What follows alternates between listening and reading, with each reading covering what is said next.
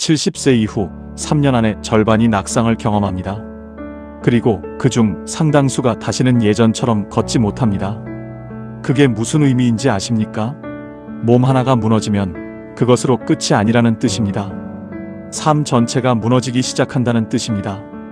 많은 사람들이 70세부터 인생이 무너진다고 말합니다. 그 이유를 직접 겪어보면 알게 됩니다. 그런데 그때는 이미 늦습니다. 70세 이후라면 반드시 끝까지 보셔야 합니다.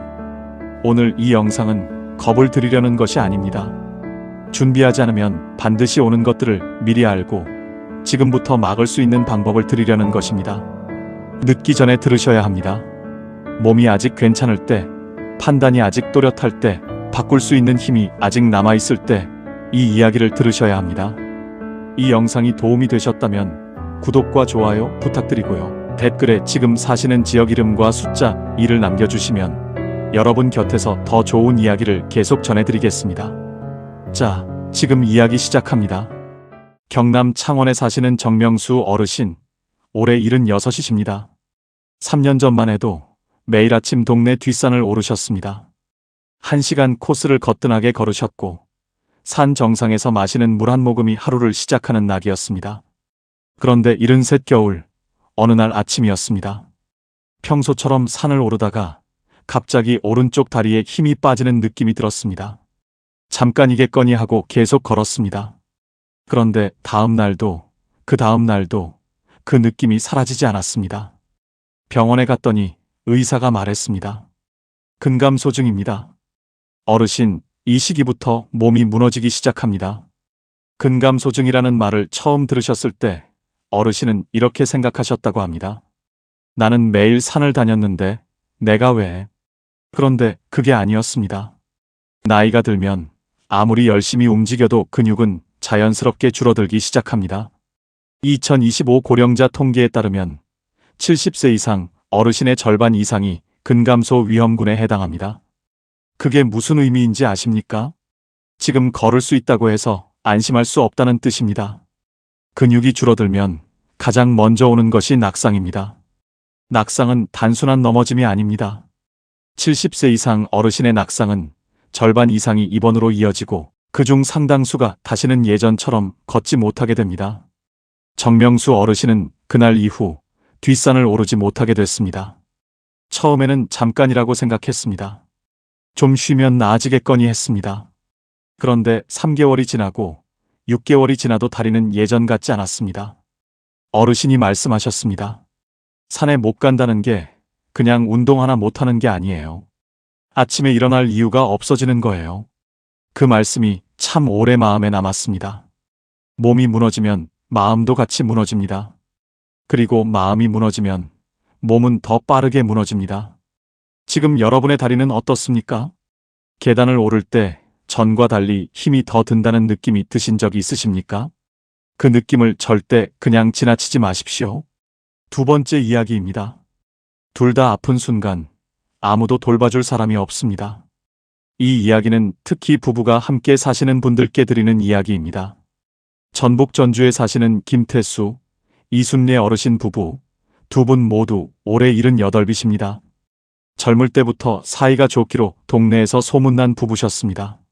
서로 의지하며 살아오셨고 자식들이 독립한 뒤에도 두 분이서 참 잘 지내셨습니다.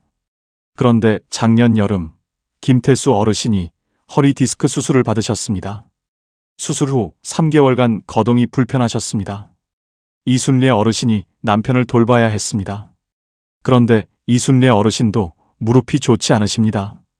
남편을 일으키려다 어르신도 무릎이 악화됐습니다. 남편은 누워 있어야 하고 아내는 걷기가 힘들어졌습니다. 자식들은 서울과 부산에 살고 있습니다. 며칠은 번갈아 내려왔지만 직장이 있고 아이들이 있으니 매일 올 수가 없었습니다.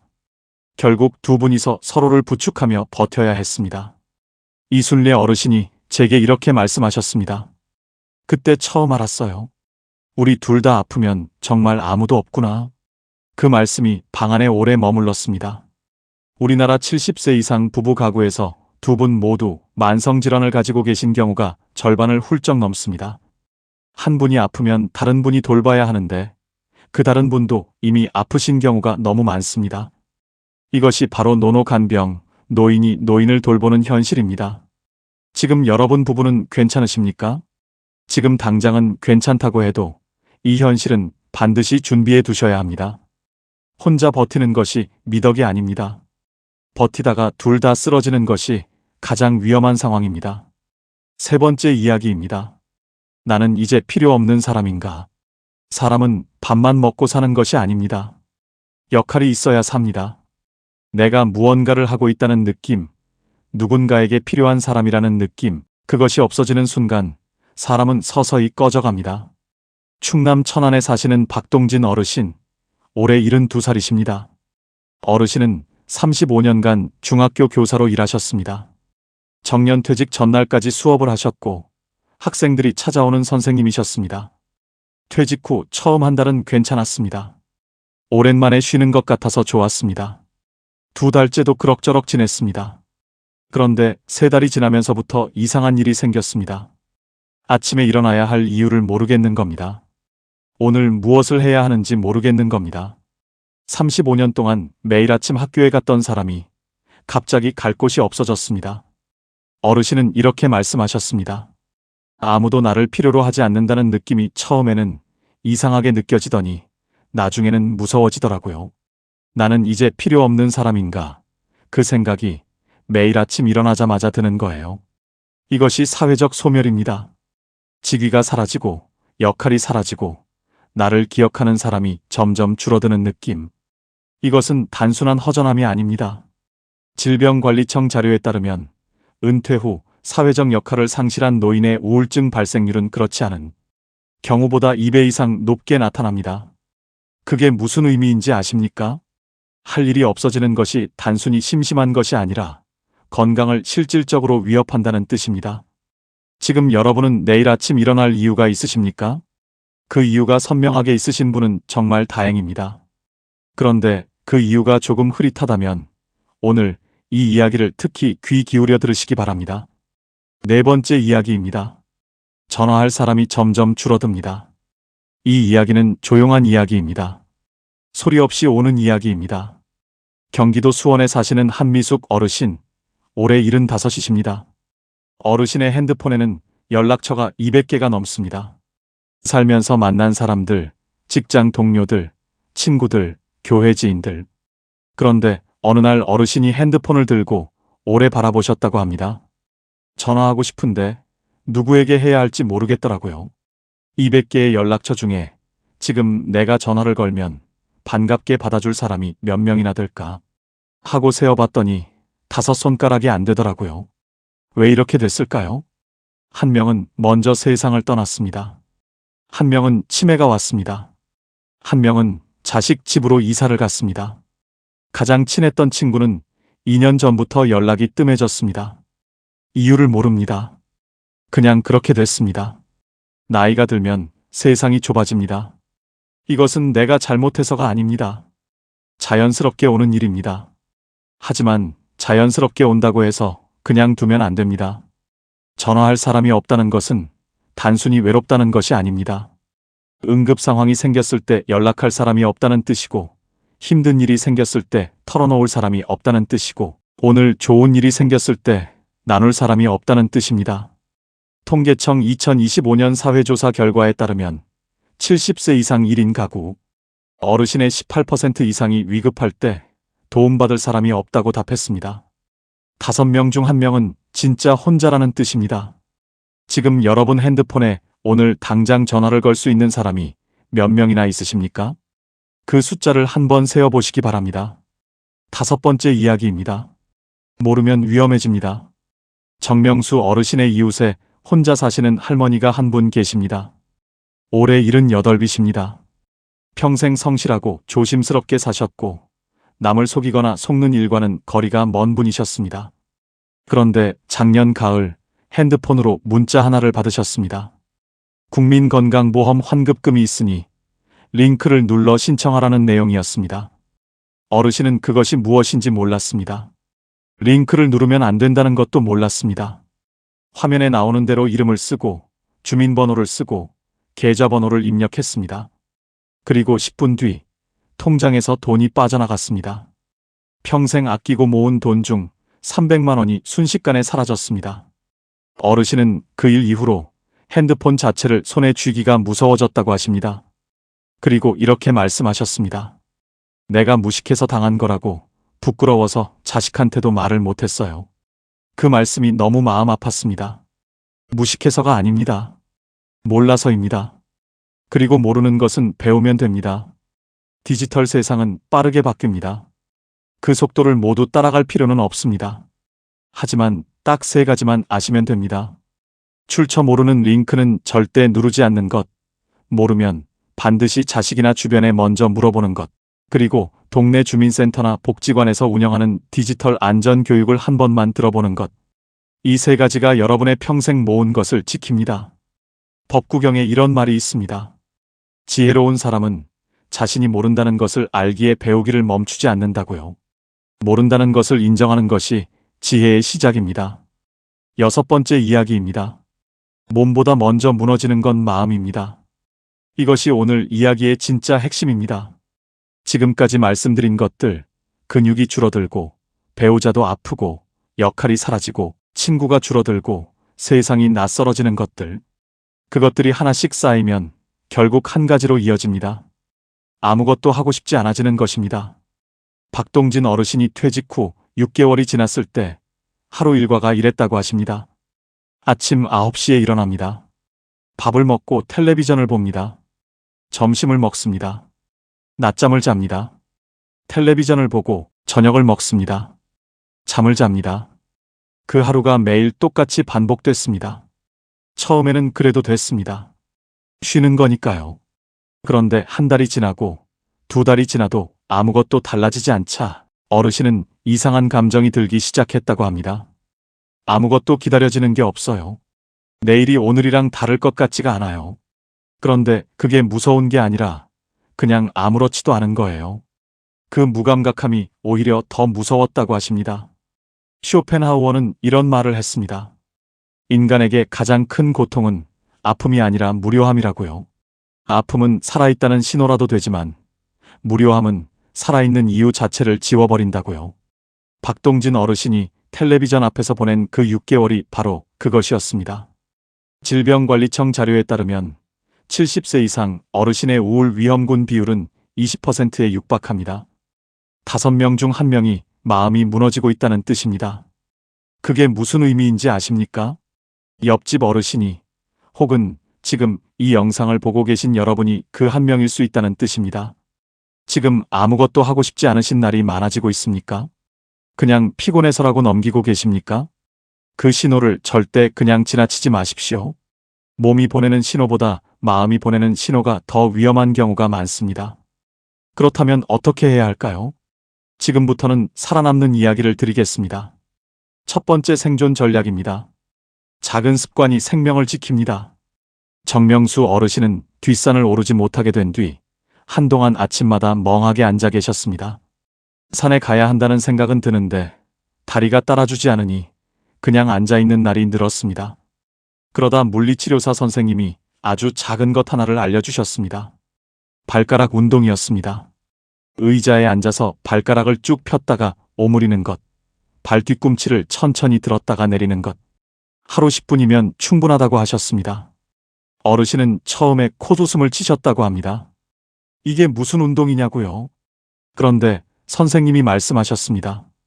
어르신, 큰 것을 시작하려다 아무것도 안 하는 것보다 작은 것을 매일 하는 것이 훨씬 강합니다.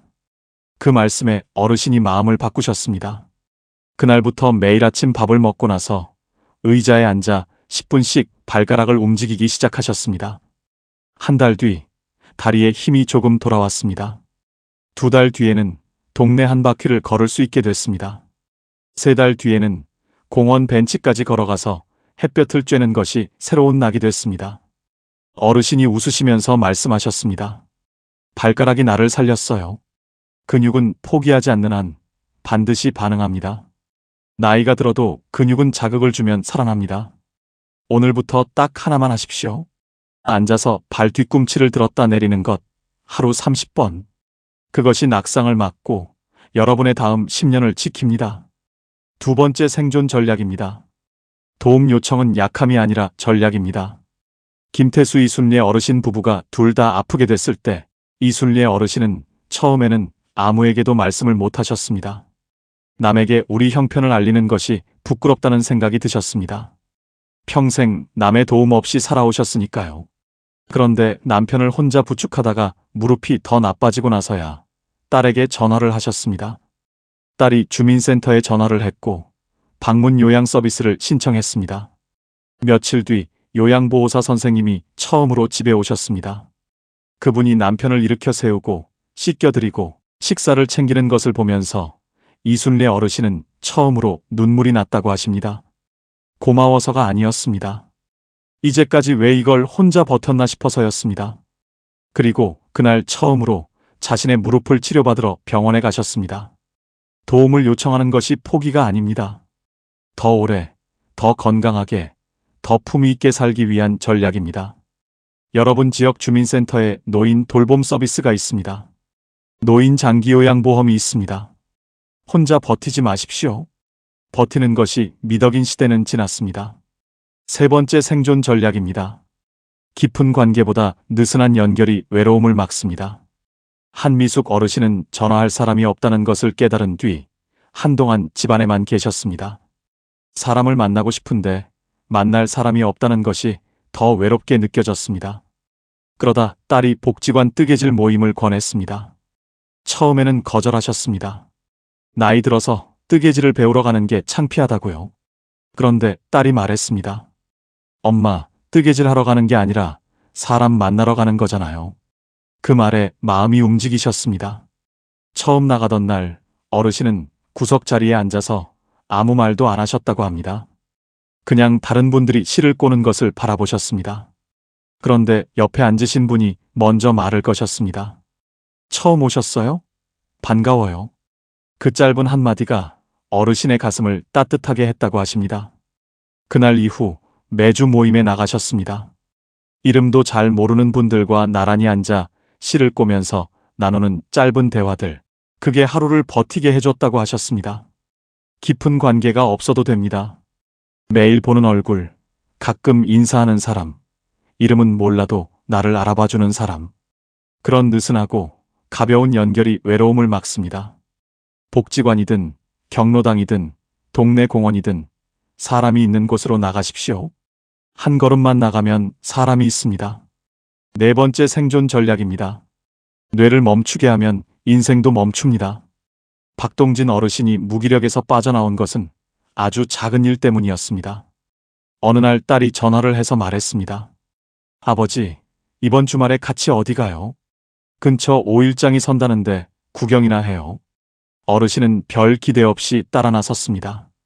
그런데 장터에 들어서는 순간 무언가가 달랐습니다. 생전 처음 보는 나물 이름을 파는 아주머니에게 물어봤습니다. 낯선 냄새, 처음 보는 물건들, 시끌벅적한 소리들. 어르신은 그날 처음으로 뭔가 눈이 떠지는 느낌이 들었다고 하십니다. 그냥 눈이 떠지는 게 아니라 마음이 깨어나는 느낌이요. 집에 돌아오는 차 안에서 어르신이 딸에게 말씀하셨습니다. 다음 주에 또 어디 가자. 딸이 그 말을 듣고 눈물이 날 뻔했다고 했습니다. 6개월 만에 처음으로 아버지가 다음을 기대하는 말을 했으니까요. 뇌는 새로운 것을 보면 깨어납니다. 새로운 길로 걸어보는 것, 처음 가보는 식당에서 밥을 먹는 것, 한 번도 안 읽어본 분야의 책을 한 페이지 읽어보는 것. 거창하지 않아도 됩니다. 뇌는 낯선 자극에 반응합니다. 그 작은 자극이 마음을 깨우고 마음이 깨어나면 몸도 따라 깨어납니다. 다산 정약용 선생은 이런 말씀을 하셨습니다. 하루하루를 그냥 보내지 마라. 오늘 하루도 소중한 삶의 한 부분이다. 매일 똑같이 텔레비전 앞에 앉아 있는 것은 하루를 보내는 것이 아니라 하루를 버리는 것입니다. 오늘 딱 하나만 낯선 것을 해보십시오. 그게 시작입니다. 이제 마무리 이야기를 드리겠습니다. 오늘 이 영상을 시작하면서 말씀드렸습니다. 70세 이후 3년 안에 절반이 낙상을 경험한다고요. 그런데 오늘 이야기를 끝까지 들으신 여러분은 이제 아실 겁니다. 진짜 무서운 것은 낙상이 아니었습니다. 몸이 무너지기 전에 마음이 먼저 무너지는 것이었습니다.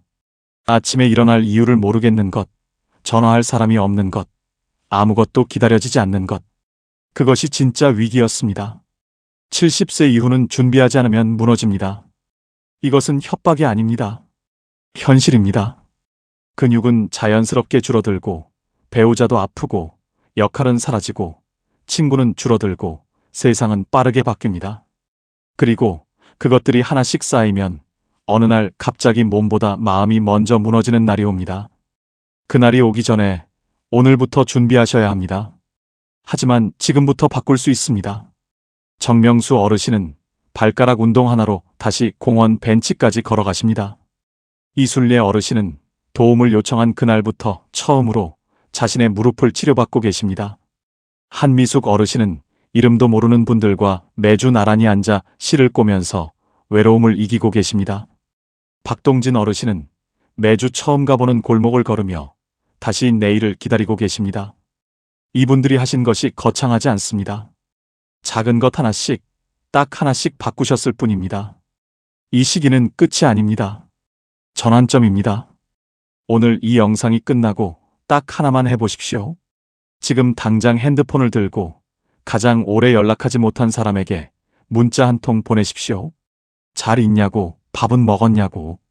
그 문자 하나가 그 사람의 하루를 바꿀 수도 있고 여러분의 오늘을 바꿀 수도 있습니다. 여기까지 살아오시느라 정말 수고 많으셨습니다. 누군가를 위해 참고 버티고 웃었던 그 모든 날들이 지금의 여러분을 만들었습니다. 근육이 조금 줄어도, 친구가 조금 줄어도, 역할이 조금 달라져도 여러분은 여전히 충분히 소중한 사람입니다. 이제는 그 힘을 자신을 위해 쓰실 시간입니다. 매일 아침 눈을 떠서 오늘 할 일이 하나라도 있다는 것, 오늘 만날 사람이 한 명이라도 있다는 것, 오늘 걸을 수 있는 두 발이 있다는 것, 그 작고 당연해 보이는 것들이 사실은 가장 소중한 것들입니다. 몸보다 먼저 무너지는 건 마음이라고 했습니다. 그렇다면 반대도 성립합니다. 몸보다 먼저 살아나는 것도 마음입니다. 오늘 이 영상을 끝까지 보신 여러분의 마음은 지금 이미 조금 달라져 있습니다. 그것이 시작입니다. 70세 이후 어떻게 사느냐에 따라 인생이 완전히 달라집니다. 오늘도 끝까지 함께 해주셔서 진심으로 감사드립니다. 지금까지 황금노후였습니다.